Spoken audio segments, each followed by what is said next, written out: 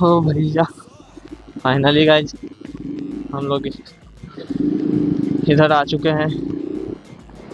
और भाई इधर देखो तेज में नहीं चला सकता क्योंकि ये कंजस्टेड एरिया है, यहाँ पे बहुत ज़्यादा ट्रैफिक रहता है, ठीक है।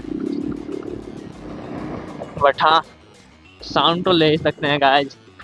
और एयर फिल्टर चेंज करने के बाद जो साउंड आ रहा है ना गाड़ी का, मज़ा आ गया भाई, चुम्बेश्वरी है भाई।